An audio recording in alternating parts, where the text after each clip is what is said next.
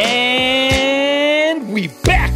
Welcome to Spin Sessions, the platform to have an open conversation, not just with the spinners, the superstars that they are, but as well as the spectators, the promoters, and the guys changing tires in the back, working hard in the sun. This is a conversation between us as a whole community, the landscape of this spinning movement, this culture that is not only exploded on the South African scene, but now is officially on the international scene. We got spinners traveling not just locally, but internationally, showcasing South African talented individuals at their best. This is Spin Sessions.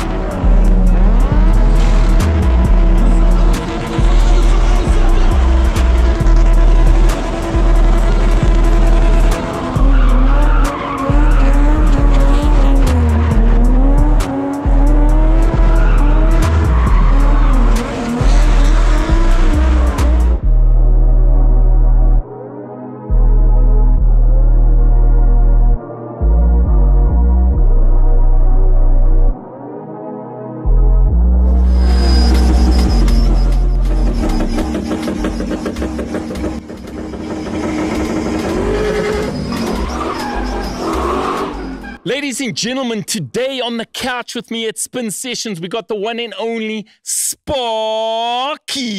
What's it, Sparky-licious? How you doing, homeboy?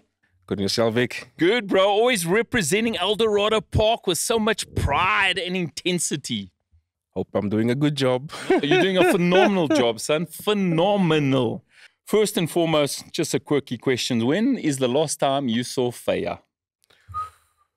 And funny thing is, he lives less than 10 Ks away from me. But really? Yeah, maybe 10, 15, 12 years. Wow, yeah. That long, bro. That long, yeah. I also haven't, you know, I'm saying wow, but I also haven't seen Faya in a long, long time. Last time I saw Faya, I went to his home. I think he was selling a 540 or something and went to check out some engines. We can't talk about Sparky without talking about Southside Crew. We can't talk about Southside Crew, about the original, call it, captain of Southside Crew Spinners, which was Faya. Sparky, tell me a little bit about your relationship with Faya and how that introduced you to spinning. So basically, in the locations of Eldorado Park, we had our whole little spin thing happening there. So I always used to go out and see the guys performing on the street corners. This was Faisal's days. Yeah. And, you know, I was quite fond of what the guys were doing. I wanted to get involved. You know, I need to introduce myself to these people so I can get involved here. So I got to meet Faisal. He showed me the tricks, the ins and outs of the games. He actually nurtured me. He's the one that actually took me out to my first gig. Yeah. Do you remember where the first gig was? Yes. It was in Bloemfontein. Oh, wow. Yes. No. Is it Welkom? It was with Makufe. Oh, yeah. Makufe Fest. Yeah. With, I forgot what the guys did. Should have been Bloemfontein, no, Marco? Bloemfontein, Makufe, yeah. It was a good festival. 100%. Those were the days. Good festival, yeah. So you were saying that Faya nurtured you. Faya was team captain for Southside Crew. He stepped down and you rose and took his place. You became the team captain for Southside Crew and was so for many, many years. How was it to manage a team of 3 or more individuals representing one brand? Okay, in the beginning, with the older guys, your Fubu, Donny, Bani, all the guys way back. It must have been like, at a stage, I think they were 8 or 9. Yeah, that was the most difficult and let me say the most challenging. Because it's not easy to actually man grown men. I like the word you say grown men, because there were many times we had meetings where I Was wondering they weren't so grown so much, but yes. Yeah. So basically with that group was a little bit a challenge to men. But as it minimized and we became a set of three, myself, Vijaro, and Kayla, it was a little bit more easier. And there was nothing actually difficult for me to do because both of them were phenomenal individuals in what they were doing as well. So my job was actually easy. I just sat and put on the crown. Nicely done. So one thing Southside Crew always did well is you guys always rocked up to events early and you always presented yourself well. You know, to this day, you know, Sparky, I'll be honest and say, at most of the spin events, if you're attending, you know, your car tends to be one of the cleaner cars in, you know, the spin pitch as well as the pits. What do you feel that does for a brand when they, you know, looking or trying to attain bookings when you present yourself in that manner? Okay, cleanliness and neatness and the look is a representation. Remember, people out there are always tending to judge. If you don't look the part, if you don't act the part, if you don't fit in the part, you're not likely to get recognition. Sure. So you need to look a specific way. Like this is the sport that I am in. It needs to look a specific way. You need to represent yourself in a specific way in order for people to actually take note of you. Number one. Absolutely. Here's something different, and it looks like it's acceptable in our rounds. Like hence we go to drift events and they ask us to join us. Okay, your car's not as immaculate as drift cars, but it's clean. And you know you're on point, you're on pace, and they tend to notice you. And this is what you want to do. Like hence, relevant for the past 20 odd years, and I'm still around. Absolutely, bro. And still representing and still putting on fantastic shows. Let's talk a little bit about team dynamics. So obviously being a captain, you also got a lot of bookings for corporates. You've been booked at M-Fest, you've done massive festivals like the Army. What are the dynamics when you're securing a routine? Like when you want specific things to be carried out for a corporate audience or for an audience as a whole? Okay, Vic, you're going to have to put it to me in layman's terms. So when just before you go onto the pitch, you want, let's say, when you're a part of the team, as in Vijara and Kayla, how do you guys organize your routine? Like, do you bring in as a team input or do you instruct as a captain, say, listen, this is what I want done. I want Kayla to be throwing 2 donuts. I want Vijara to be, you know, power sliding around her. Those dynamics, how did you execute them? So basically what would happen is we'd come together before we go into the pitch, like, okay, guys, for our next round, what would come out? I would like to have this done. Would like your input, give their input as to what they would like to add to the creativity. Mm-hmm. If they feel to say whatever we have is enough, we go with that. But it's always like a group effort because everybody's got his own little particular thing that he likes to showcase. So if we deny them to showcase what their capabilities are, we're actually depriving the team. So we don't want to deprive the team. So as a whole, we do it as a collective. And how was it to have, obviously you and Vijara have been friends for many years, but how was it to have a younger Kayla in your team? Having Kayla as part of the team, like I said to you earlier on, there wasn't much to be done or to say or to coach. You understand? They were individuals in their own rights, and they were extraordinary athletes. Absolutely. So for me, it was just like I said to you earlier on, I sit there and I'm putting on the crown, and which was nice because she was capable to actually sustain herself within a male industry. Absolutely. Among the two of us, she was capable to keep up with us and even be better than us at some point in time. So basically, seeing her as a female is basically an understatement.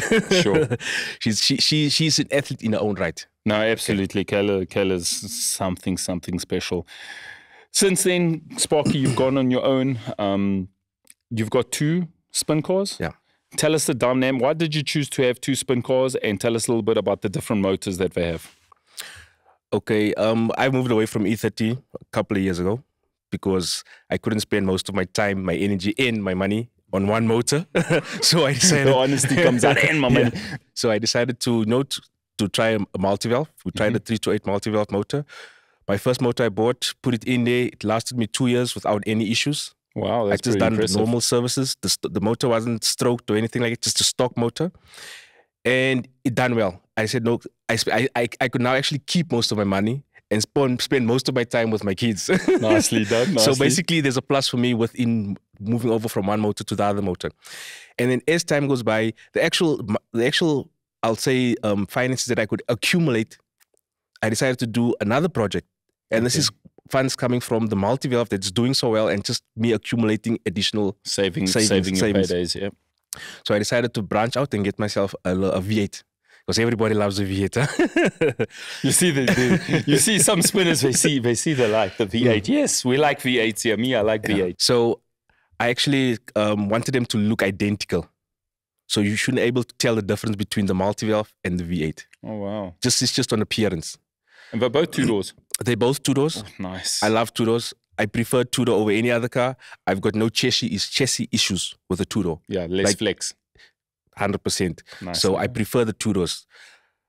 This is even for doing the stunts as well on a 2-door, it's a little bit more tricky compared to your 4-door, because I've had a 4-door before. It's a little bit more tricky, but it's manageable as long as you stay within speed. It's the doors are a little bit longer and heavier, and they tend to, the weight of the door tends you to climb be out far wider than what normally is. So, but my cars are 2-doors, one multi-valve and one V8 VVTi Lexus motor. Nice. Both running 3 to 8 gearboxes, both running 3 to 5 diffs, log diffs, and both of them running with management. Fuel cells. I heard your conversation earlier on about the fuel cells, running fuel cells. So, but what you were saying earlier on when you spoke about the fuel cell being the fuel lines running inside the vehicle. Yeah, I have my fuel cell inside the vehicle, and this is particular one just for one reason. Hold on, let me ask you something. When you say inside the vehicle, the fuel cell is in the boot? The back seat. Yeah. Okay, tell me what your reasoning is, because I like to hear other people's opinions. So the reason why I opted on putting the fuel cell on the back seat, center of the vehicle, is for the mere fact that with crazy flipping and all of, let's first start. I opted for fuel cell, so I don't have to have the additional dry cell tank for the fuel flipping around, the fuel cutting out, whatever, in the center of the car. The center of the car is actually where there's less movement from body roll, front, back, pulling off, braking, whatever you're doing. There's less movement. Correct. From a I'll say it's yeah, I understand. It's the center of the center, yeah. Lack of, I don't want to say gravity, but like weight. Center. Okay. And then I have my fuel lines running from there outside. Fuel pump outside. Okay. So, at least you got that right. Okay, we're good. So and having the fuel cell in the boot. So most guys still has the boot, the little section, the wheel well. Yeah. Some of them has the wheel well cut out. So if you look at where most of the heat is generated, from your exhaust, your tires, your spark, everything pushes to the back. Correct. So if your fuel cell or your pump or your whatever you have in the boot has some type of a leak, you're gonna get flames. Well, we can go into these discussions. So this is just my take on the matter. And again, I respect everybody's opinions when they're building your cars, because it's your cars, right? I do agree that it gets hot in the back. And another thing that people need to understand is when you're putting the fuel cell, like you did, put it in the center of the boot for me, because when you tap, if you hit the back or you hit the side, it's away from the impact zone. Because for me, I had not my fuel cell was in the center, but I had a collector, an extra 2 liter, so that the fuel pumps always got pressure. And that was closer to the edge of my drift car, to be precise. And that got knocked. And it caused the leak. And as soon as I was driving it, you could hear, you could smell the abundance of fuel. So to the point, you got 2 beautiful 2-doors. Yep. 2-doors, V8, multi-valve. So basically my backup would be the V8, but I tend to have swapped that around. My trusty is the multi-valve. Never break. It has its ups and downs, but it will always show up, if I can say so. Okay. Irrespective, it will always show up, and it will carry me throughout the day, whatever needs to happen. The V8, not so much. I love the power, but I can't put my faith, I'm not wholeheartedly feeling that vehicle. Yeah. If I had to decide to go abroad or across the borders or travel more than 500 Ks, I would rather take the multi-valve instead of the V8. Even if the V8 is right. Because the V8 at any given point in time can let me down. So if I go close by, or if I'm taking both cars for out maybe over 500 Ks, I'll take both cars if I can afford to. So the V8 has its issues. If it's not clutches that's going, it's overheating issues, running bearings. So You know, there's too much happening there. With the multi-valve, not so much of those issues. Sparky's making me cry talking about all these things that I've been going through for the last 12 months. Overheating and bearings. Have you experienced a lot of bearing failure on the V8? So over the past, I'll call it 3 years, I've had 2 V8 motors. Two. The, Let me better that one, Sparky. Ladies and gentlemen, in the past 14 months, I've gone through 4 V8 engines. And my first V8 engine, like I was sharing with Sparky off air, lasted me 7 solid years, like 7 seasons of driving it hard. I then decided to turbocharge it, which I blew up by my own hand, and I blew it up properly. I broke that thing. And then, yeah, we've just been running bearings consistently. It's been painful and expensive. Tell me something from a maintenance point of view. Do you find the smaller 6-cylinder a little bit more affordable than the V8, or they're around about the same? Far much more affordable. Really? Far more. Because, let me put it this way. on your V8, like on mine, I'm running platinum plugs. Oof, yeah. $100 a plug. There's 8. It's $800 oil. So in average, let's say I'm looking at about $1,500. Easy. Service the car. Yeah, easy. On a multi-valve, getting my HX5, which is what, like $300. Yeah, if that. Oil filters like $100. I don't do plugs as regularly. Plugs only gets done when required. Okay. I'm gonna tell you why. Because you can go through plugs, and those plugs might be like my first multi-valve. I actually bought the car with plugs, and I never replaced those plugs up until I got a plug problem. Wow. Yeah, look, as long as they're sparking and the gap, the gap is pretty much being maintained, I don't feel you should change. And with the twin spark, they're not problems. Twin spark has never been a problem. The only time twin spark gives problems is when they build up carbon on the tip. Yeah, that's what I'm saying. And then your motor's busy doing. And from a balance point of view, because obviously the V8 tends to be a lot heavier, and now you can actually give us positive feedback because you got identical bodies and 2 different engines. From a balance point of view, when you're throwing crazy flips or doing power slides, which car behaves better from a suspension or handling point of view? Multi-valve. Because it's balanced better. The reason why I'm going to say so, your engine, your gearbox, and your diff are almost sync. Almost from the same type of build from scratch. Your engine, 328, E36. Your gearbox, E36. Your diff, E30. But obviously, once you're locked in it, you're getting your ratios right. Once your ratios are in balance, your car's good.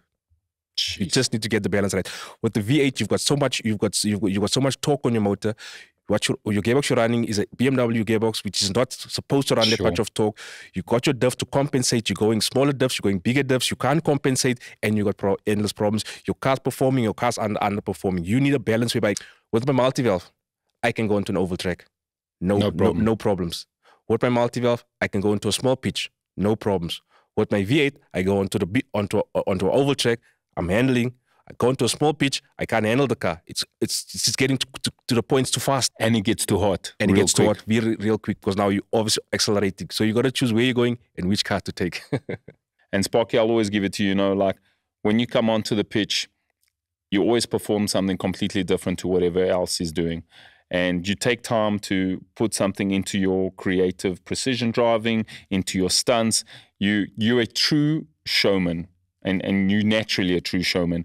What do you think contributed to you being a spinner like that? What made you be like that? To be truly honest, Faisal always had something up his sleeve. And this is one thing I take away from him. You have to have something in your sleeve in order to wow the crowd. Always. If you go out and perform like everybody else is performing, I've seen everybody else. So which means I've seen you already. Sure. So you pull something out of that, now I'm seeing you. Now I'm actually taking note of you because everybody else is done the same. Nicely done. Sparky, you've been spinning for many, many years. You've done both local and international around the border events. You've also done the big corporate events, like I mentioned earlier, BMW M-Fest. Tell us a little bit about the difference of competing, like let's say in Shoshanguve or coming through to a big pitch in Valcom or a big oval track like Rock Raceway, competing for the diehard spin events or spin crowd, as opposed to going to a corporate and, doing an entertainment for a big corporate crowd, the difference in them. Okay, so basically with doing a corporate event, everything is more relaxed, laid back. You got enough time to calculate what you need to do. There's no rush. It doesn't take much to influence a corporate. Okay. Whereas your crowds at Mayhem, wherever the place may be, you got to be there on the track 24/7, pumping it, pushing it, breaking a sweat. You got to keep on pushing. The minute you slack, you go on, next person, we're focusing on the next person. So you need to be there at constant. And you said earlier that you always have to have something up your sleeve to wow the crowd. What do you think it takes to stay relevant and on the scene as let's say, a top 10 contender? What does it take from a spinner to stay relevant and stay on top of the books and stay in the posters? Vic, number one, you got to be passionate about it. You got to start there. You got to be passionate. If you're not passionate about what you're doing, there's no creativity. If you're passionate about what you do, there's a lot of creativity that will flow from you. Let me put it that way. Have you been able, or have you had a chance to nurture or coach someone younger or someone that wanting to get into spin game, at what Faya did for you? I have, Vic, but I'd say it wasn't successful. Hence, because they were doing it for the wrong reasons. Jumping on the gravy train. Yeah. I want to be your stuntman. I want to be here. I want to do this. You want to do all of it. What about you? What do you want to take away from this? I've given them the opportunity to use my vehicle. Mm-hmm. You know, like, let's see if this thing is for you. Sure. Let me see. Do you have passion for this here? And they're just there for the fame. If you're in there for the fame, you're not going to last. Strong things, bro. Yeah, you're not going to last. You got to be patient about what you do. I always feel like no matter what you get into, whether it be sport or you're starting a new job, whatever, always respect the people that have been there for a couple of years longer than you. 100%. They know something that you don't. Exactly. And ask them for guidance, because the best thing you can do as someone with experience is prevent the next person who is younger from learning the hard knock lessons you learned that cost you money or cost you time or cost you an engine, cost you a car. Like, hey, I did this. Let me save you the pain and money. Listen, this is the better way to do it. And not everybody wants to listen to good counsel. Everybody want to do it and like try and get like, YouTube famous and grab those Instagram followers. And sometimes if you just sit back and listen to the people that have been in the game, they will save you a lot of hardship and they will teach you tricks and teach you about creativity and, be on time. If a promoter is booking you and the gates open at 2 and he's asked you to be there at 1:30, be there at 1:30. Guys, you got to be respectful of the people that are investing you, and not just the promoter who's paying you, but the fans that have traveled for sometimes over the 300 Ks to come and watch you.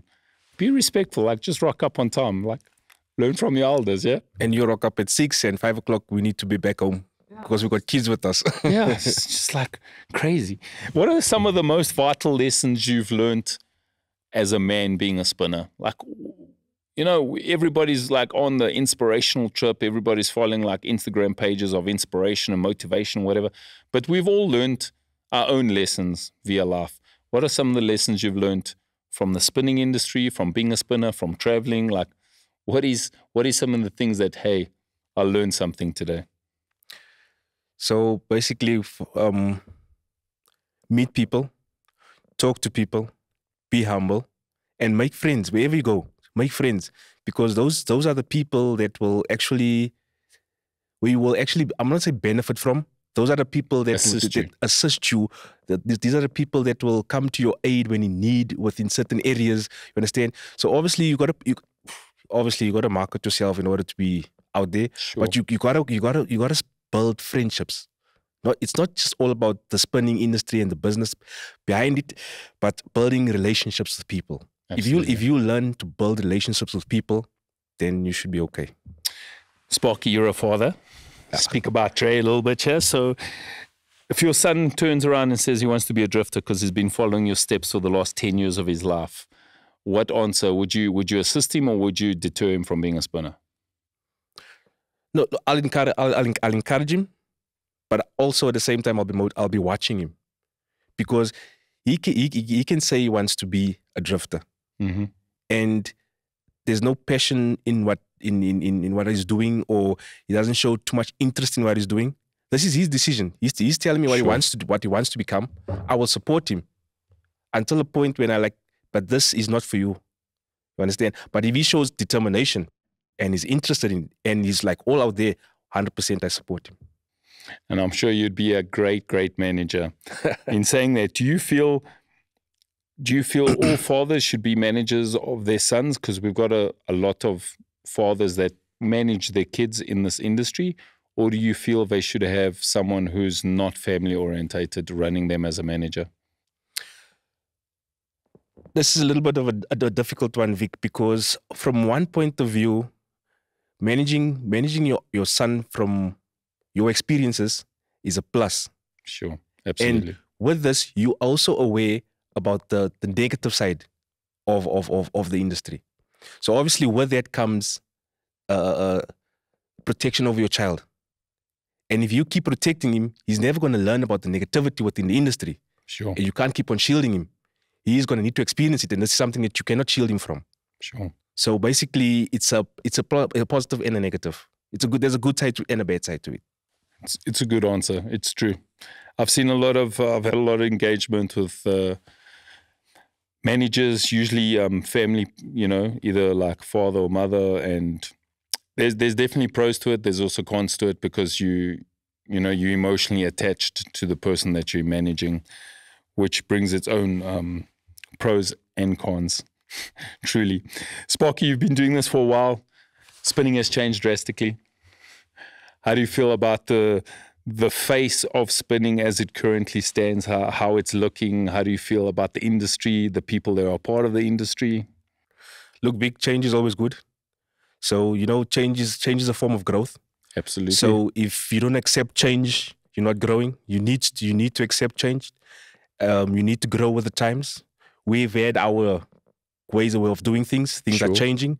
We got to move with the times to be relevant. Otherwise, you become a dinosaur. Absolutely. We don't want to It's true, become bro. dinosaurs. We don't want to become extinct. We still want to be relevant.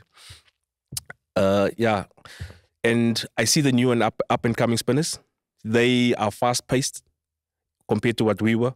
Yeah. Because we were running stock motors in the beginning. You're still at 3 to 5s. So our pace was a little bit like 100 Ks an hour. So now these guys are running V8 engines with excessive horsepower. They doing 200 Ks an hour on the pitch. Strong, so yeah. From a safety point of view, we understand where they're coming from. It's the urge for power. It's the urge for more. For flex, for more. For more. Yeah, for more, yeah. So, and another thing is for me, more is not always Best. better. Yeah. Yeah. Because you can have the world's power under your hood, and then you can't control it. It doesn't help you. If you're a good driver and know how to control your car, you don't need that much power because you know how to handle your car.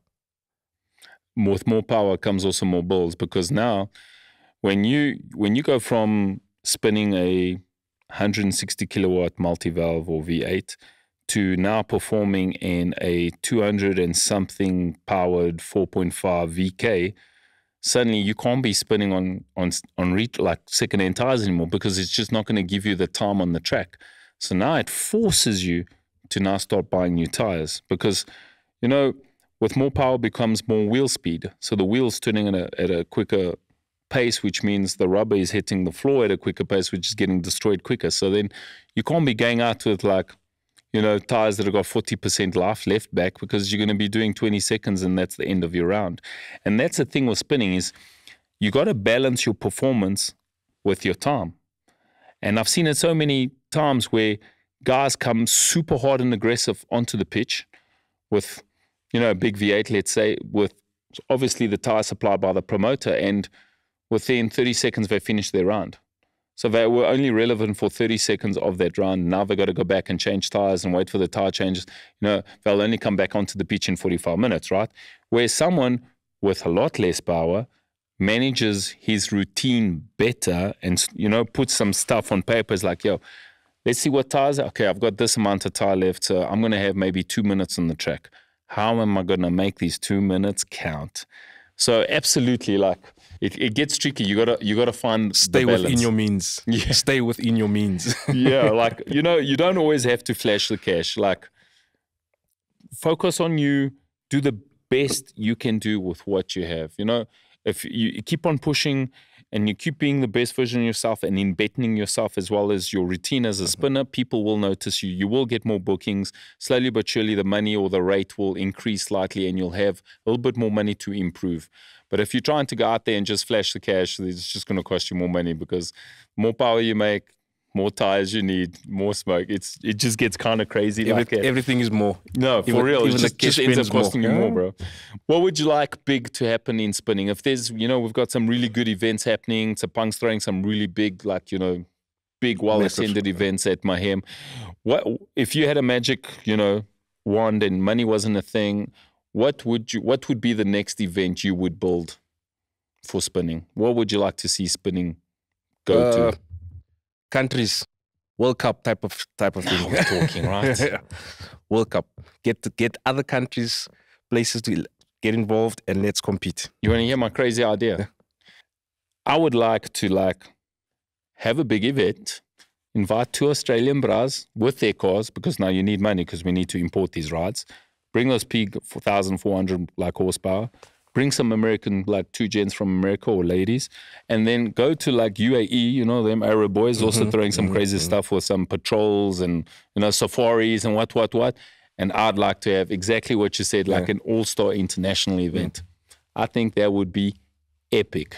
100%. And I think it would bring a lot of eyes onto our sport, because we're already international. We got a whole bunch of spinners already competing overseas. We've got international French productions like spinners being aired in France as well as locally. There's a lot of eyes on our country, and that's why I always tell spinners it's so important that you present yourself correctly. Look good, speak good, look the part, let your card be clean and presentable, because at any one time in the world, someone in Japan could be watching your reel of you doing some crazy stunts. Someone could be in Australia. An Australian promoter could be watching, let's bring some South African oaks to our skids. Guys, always remember there's more people watching you when you're performing than just the people on the stands, and portray yourself in a professional manner so that you can get those international bookings to Australia. Sparky, any words to the industry as a whole, not to young people, just to the industry as a whole? Is there anything you'd like to tell us? Well, from my experience, all I want to say is, guys, you're on the right track. You're doing well. Just keep on pushing. Nice. Just keep pushing. Who's your top 5 spinners? In no particular order. In no particular order. In no particular order. Okay. I'm going to go with Fikey. Oh, big man Fikey. Yeah. Very charismatic. I have to add Vijaro. Vijaro, bro, consistent, man. He's wild. You and Vijaro have always done really good combos. I've obviously booked you for corporate events before, and you and him on the pitch work really well together. And I've got to give you that. Vijaro I've always rated him as a really good, precise driver. When it comes to precision driving, obstacle driving is really, really good. And you and him work really well together on the pitch. Just had to pause your real series. Carry on. Okay, and then I'm going to go with Sunesh. Yeah, boy. I have to. Sushi. Sushi drives, if I can just say. He drives. He'll drive the wheels. Car. Yeah, the wheels. Yeah, no doubt. You can say the wheels off, yeah. He drives. 4 and 5. I got to dig deep. Oh, you can take your time. I'm gonna go with Kayla. Yeah. I'm gonna go with Kayla. I have to go with Kayla there. That girl is just dynamite, bro. She's a dynamite package. And all of these people that I'm actually nominating as my top 5, these are people that drive. Yeah. And they are passionate about what they do. And you can see you can see someone who's actually got a gift. Let me put it that, if I can say so. Yeah. If this is your gift, that is your gift. How you use it is entirely up to you. But that is definitely their gift, and they've been using it in a correct manner. The last one. I'm trying to shoot for one of the youngsters, the up and comings. Let's give him some credit. There's a few, eh? Yeah. I'm gonna go with Lorenzo for one reason. He's just phenomenal. He's something else. He's something else. Let's talk a little bit about Renzo. He's something else. Sparky, every time I see Renzo on the pitch, my man, you know, for a spinner that doesn't throw stunts, you know, he's a precision driver. It's very similar to Vijara in certain ways. My man, that oak blows up the crowd. He doesn't need to throw stunts because his driving skills wow the crowd just as much, if not more, than someone jumping out of a car. He is a phenomenal driver. The way he places that car in the tightest of kitchens and spaces and spots is just beyond me. Like it's exactly what you said. He's born with that gift. Yeah. God has bestowed and blessed him with that gift because, my man, that boy can slut it. Eh?